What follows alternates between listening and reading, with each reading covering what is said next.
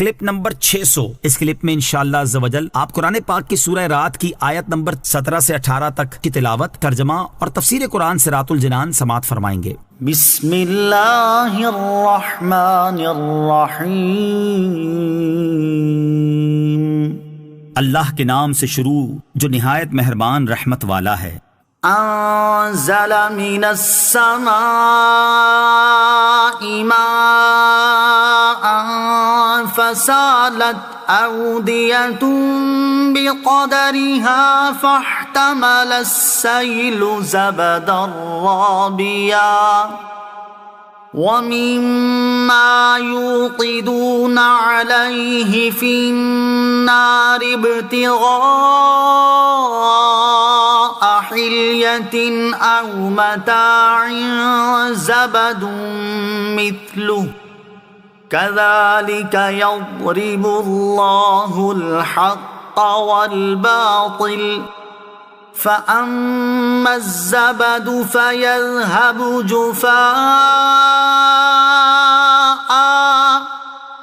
وأما ما ينفع الناس فيمكث في الأرض كذلك يضرب الله الأمثال۔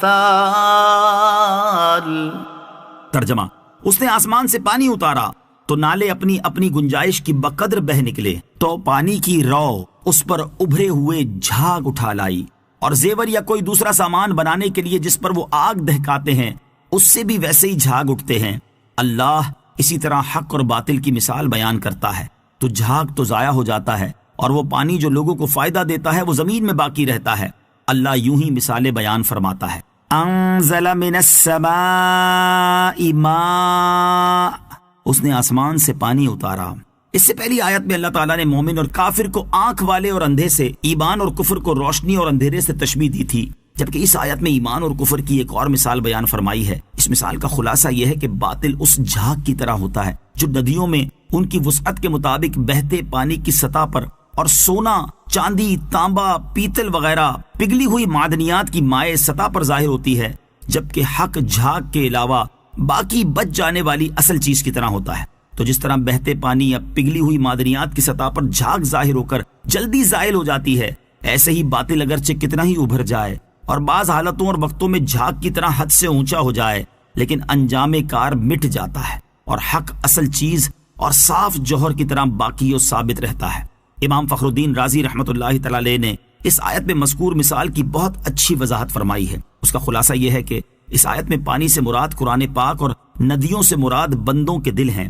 یعنی اللہ تعالیٰ نے اپنی کبریائی، جلالت اور احسان کے آسمان سے رحمت کا پانی یعنی قرآن پاک بندوں کے دلوں کی ندیوں میں نازل فرمایا۔ تو جس طرح ندیوں میں پانی جگہ پاتا ہے، اسی طرح دلوں میں قرآنی علوم کے انوار جگہ پاتے ہیں، اور جس طرح ندیوں میں ان کی گنجائش اور وسعت کے اعتبار سے پانی کم یا زیادہ ہوتا ہے، اسی طرح دلوں کی پاکیزگی اور نجاست، قوت فہم کی زیادتی اور کمی کے اعتبار سے ان میں قرآن پاک کے انوار کم اور زیادہ ہوتے ہیں، اور جس طرح بہتے پانی کی سطح پر ابھرنے والی جھاگ اور پگھلی ہوئی معدنیات کی سطح پر ظاہر ہونے والا میل کچیل جلدی زائل ہو جاتا ہے، اسی طرح قرآن مجید کے مضامین میں بظاہر جو شکوک و شبہات ہوتے ہیں وہ سرکار دو عالم علیہ الصلوۃ والسلام کے ارشادات اور علماء کرام کے بیانات سے جلدی زائل ہو جاتے ہیں، اور عقائد، شرعی احکام کی تصریحات، ہدایات اور علمی نکات باقی رہ جاتے ہیں۔ للذین استجابوا لربهم الحسنى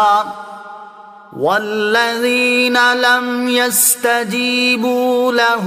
لو ان لهم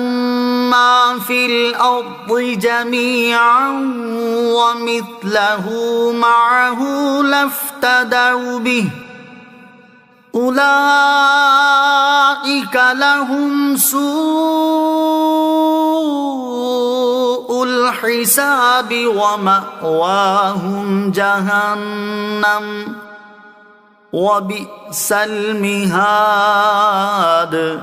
ترجمہ، جن لوگوں نے اپنے رب کا حکم مانا انہی کے لیے بھلائی ہے، اور جنہوں نے اس کا حکم نہ مانا ان کا حال یہ ہوگا کہ اگر زمین میں جو کچھ ہے وہ سب اور اس جیسا اور اس کے ساتھ ہوتا تو اپنی جان چھڑانے کو دے دیتے۔ ان کے لیے برا حساب ہوگا اور ان کا ٹھکانہ جہنم ہے، اور وہ کیا ہی برا ٹھکانہ ہے۔ للذین استجابوا لربهم الحسنى،